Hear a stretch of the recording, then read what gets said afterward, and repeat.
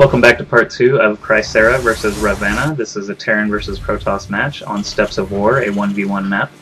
The players just had their first little sort of confrontation here near Kry's natural expansion, but Kry was able to hold it off. So you can see the Colossus here has a couple of kills each for these Stalkers as well. Rav just pushed with her initial infantry forces and was repelled, but it looks like she's on the move again. And I do say she because, again, Rav is a girl playing Starcraft. I know it's insane, but what are you going to do?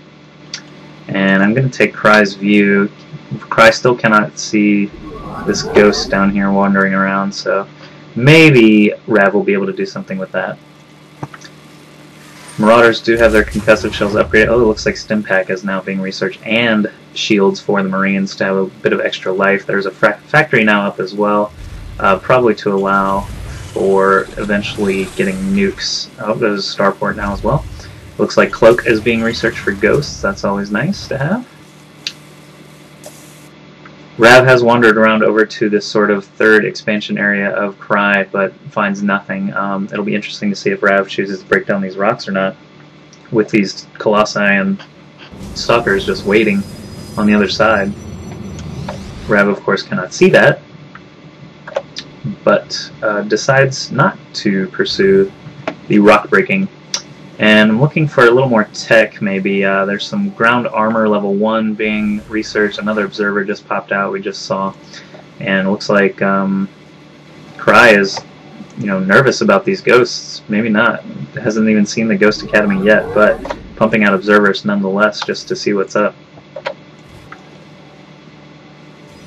This natural expansion is going just fine. It looks like second orbital command is up for Rhavanna, so lots of mules, lots of scans ready to go. This ghost is going to try to attempt something, but this observer is just sticking to him like glue, so I'm not sure if anything actually an EMP did get off, but, what's an EMP without any kind of forces to back it up? And we still got these 4 barracks just churning away units, tons of Marines, Marauders, and a couple of ghosts. Engineering Bay, they do have 1-0 right now, I believe. Yep, one extra attack for ground, and the Protoss forces of Kry are now 1-1.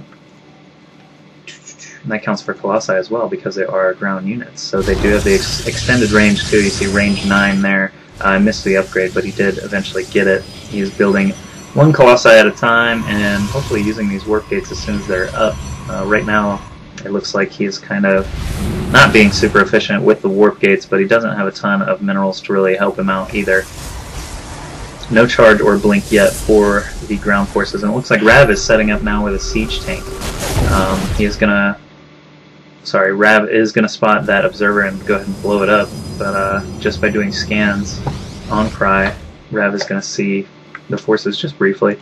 But 1 siege tank set up. She's got her forces split up very well here. I don't know if she's worried about size storms, perhaps, but now we got a couple of medevacs rolling in too, and Rav actually needed that from that first encounter.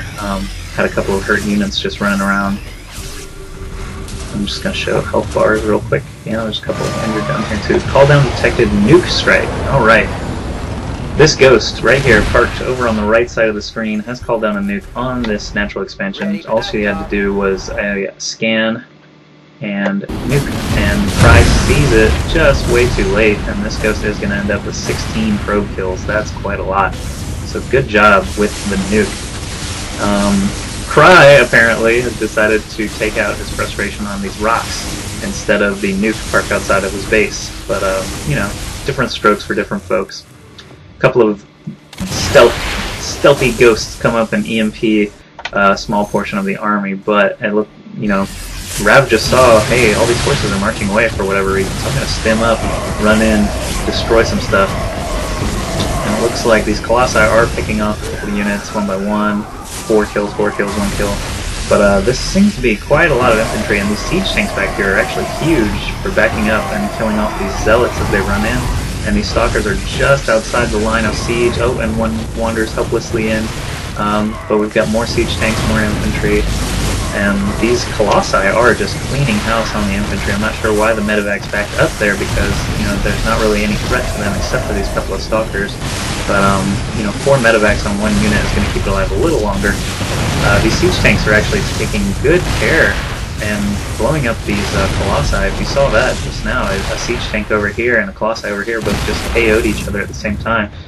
Rav has a ton of medevacs and is just pumping out infantry from all 4 racks right now, trying to, you know, get back in the fray before Cry has time to rebuild all these colossi. He's still just pumping on 1 robotics facility. He's not going to be able to replace the colossi as fast as this M&M ball is going to be replaced. And Rav now has a Viking up as well to help assist with colossi, because colossi are massive and can actually be hit by air-to-air units like the Viking. Other massive units like the Thor actually cannot be hit by air-to-air units. So that is one sort of weakness of the colossi, and it's good that they have some weakness, because with that 9 range and just decimating Marines and Marauders, they need some kind of weakness. And did I mention they walk cliffs? Because that's, again, just another crazy feature of the colossi. And Rav is just going to try and siege up, perk the tanks closer this time so that she can move in. She was able to take out that Nexus on the last push, and that is, you know, in addition to not really having unit-producing facilities to match Rav, he just doesn't have the resources now to compete either. You see him warping in a bunch of sentries here, I'm assuming just for Guardian Shield, because Terran infantry is all ranged, and Guardian Shield is going to cut that down, but it doesn't stack.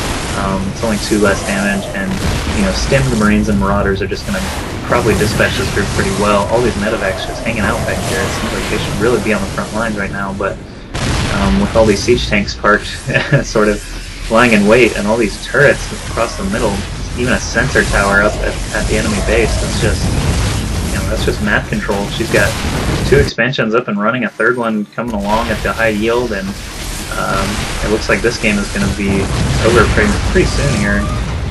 Rav actually calls down a nuke on nothing. That's a little curious, but, you know, made Krycera leave the game. Maybe it was just a fake out. Cry didn't want to have to look for another nuke, and it looks like Cry was out of minerals anyway. After blowing up that first expansion, he really had no chance to come back even with 5 warp gates and 2 robo bays. He just did not have the income to support them. So good game by Rav, and I hope you enjoyed this commentary. Look for more in the near future. Bye bye.